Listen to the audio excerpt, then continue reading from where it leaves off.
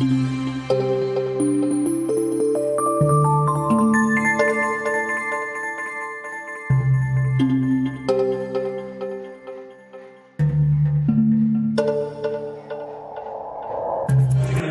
ಸರ್ಕಾರ ಬಂದು ದೇಶನ ಯಾವ ರೀತಿ ಅವನತಿಯನ್ನ ತೆಗೆದುಕೊಂಡು ಹೋಗಿದ್ದಾರೆ ಅಂತ ಹೇಳಿ ಇವತ್ತು ಏನು ಕೇಂದ್ರ ಸರ್ಕಾರದಲ್ಲಿ ಹೋಮ್ ಮಿನಿಸ್ಟರ್ ಆಗಿದ್ರಲ್ಲ ಅಮಿತ್ ಶಾ ಅವರೊಬ್ಬರು ಗೂಂಡಾ ರೌಡಿ ಗುಜರಾತ್ನಲ್ಲಿ ಕೊಲೆ ಆಪಾದನೆ ಕೂಡ ಇತ್ತು, ಗಡಿಪಾತ್ ಕೂಡ ಆಗಿತ್ತು. ಅಂಥವ್ರನ್ನ ಪಕ್ಕದಲ್ಲಿ ಇಟ್ಕೊಂಡು ರಾಜಕೀಯ ಮಾಡಿದಂಥವ್ರು ಓದಿದ್ರು. ಅವರಂತೂ ಮುಸ್ಲಿಮರ ಅಲ್ಪಸಂಖ್ಯಾತರು ನರಮೇಧ ಮಾಡಿದಂಥ ಒಂದು ದೊಡ್ಡ ಆರೋಪನೇ ಒಟ್ಟಲ್ಲಿ ಅವ್ರ ಮೇಲೆ ಇದೆ.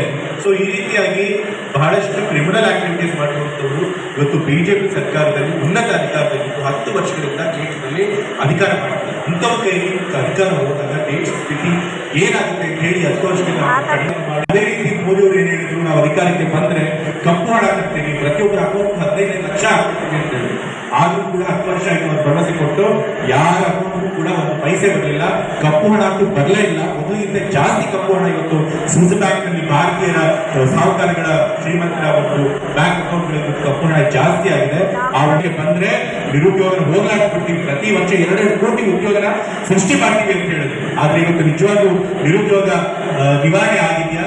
ಇಲ್ಲ. ಬದಲಾಗಿ ದಶಕಗಳಲ್ಲೇ ನಿರುದ್ಯೋಗ ಇವತ್ತು ಭಾರತದಲ್ಲಿ ಜಾಸ್ತಿ ಆಗಿದೆ. ಮತ್ತು ಇಷ್ಟೊಂದು ಯುವತಿಯರು ಶಿಕ್ಷಣ ಮುಗಿಸ್ಕೊಂಡು ಹೊರಗೆ ಬರ್ತಿದ್ದಾರೆ, ಆದ್ರೆ ಅವ್ರಿಗೆ ಕೆಲಸ ಸಿಗ್ತಿಲ್ಲ. ಕೆಲಸ ಯಾವ್ದು ಸಿಗ್ತಿಲ್ಲ, ಅವ್ರಿಗೆ ಕೆಲಸ ಕೊಡಿ ಅಂತ ಹೇಳ್ತಾರೆ. ಕೆಲಸ ಕೊಡೋದು ಗೌರ್ಮೆಂಟ್ ಕರ್ತವ್ಯ ಅಲ್ಲ ಅಂತ ಹೇಳಿ ಇವತ್ತು 400ಕ್ಕಿಂತ ಹೆಚ್ಚು ಸ್ಥಾನಗಳನ್ನು ಗಳಿಸಿದ್ರೆ ಖಂಡಿತ ಈ ಬಾರಿ ಕಾನೂನನ್ನೇ ಬದಲಾಯಿಸ್ಬಿಡ್ತೀವಿ, ಸಂವಿಧಾನಗಳೇ ಬದಲಾಯಿಸ್ಬಿಡ್ತೀವಿ ಅಂತ ಹೇಳಿದ್ದಾರೆ. ಇದೆಲ್ಲ RSS ಅವರ ಮೊದಲಿಂದಲೂ ಇಡಲಿಕ್ಕಿಂತ ಇದು ಏನಾದ್ರು ಮಾಡಿ ನಾವು ಸಂವಿಧಾನ ಬದಲಾಯಿಸಬೇಕು. ಸಂವಿಧಾನದಲ್ಲಿ ಏನು ನಮ್ಮ ಬಡವರಿಗೆ ಮತ್ತೆ ಶೋಷಿತರಿಗೆ, ದಲಿತರಿಗೆ, ಹಿಂದುಳಿದ ವರ್ಗದವರಿಗೆ, ರೈತರಿಗೆ ಇವ್ರ ಪರವಾಗಿ ಸಂವಿಧಾನ ಇದೆ. ಅದನ್ನು ಹೇಗಾದ್ರೂ ಮಾಡಿ ಬದಲಾಯಿಸಿ ಮತ್ತಿದ್ದಂತ ಮೊದಲಿಗೆ ಹಳೆ ವ್ಯವಸ್ಥೆ ತರಬೇಕು.